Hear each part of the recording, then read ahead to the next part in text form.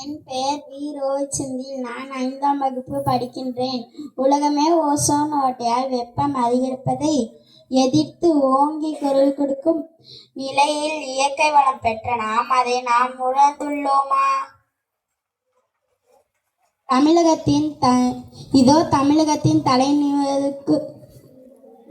தமிழகத்தின் மழை பொழிவுக்கும் செடி செழிக்கும் காரணமாக இருக்கும் மேற்கு தொடர்ச்சி மழை பேசுகிறேன்.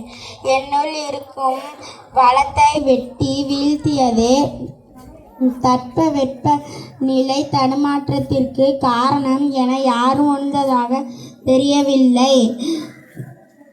வயநாட்டில் ஏற்பட்ட பேராபத்தான நிலச்சரிவில் பல உயிர்களை இழந்த போதும் ஒரு சில நாட்களிலேயே மழையை குடைந்து குவாரி பணியை தொடங்கிவிட்டீர்கள்.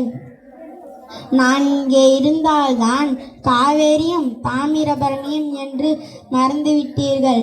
ஓங்கி உயர்ந்த என்னையும் என்னுள் இருக்கும் வளத்தையும் அதனுள் இருக்கும் விலங்கினத்தையும் அழித்து நீங்கள் மட்டும் எப்படி வாழ முடியும்? சிந்திங்கள் மக்களே, சிந்திங்கள். எனக்காக இல்லை, உங்களுக்காக, உங்கள் குழந்தைகளுக்காக. நன்றி.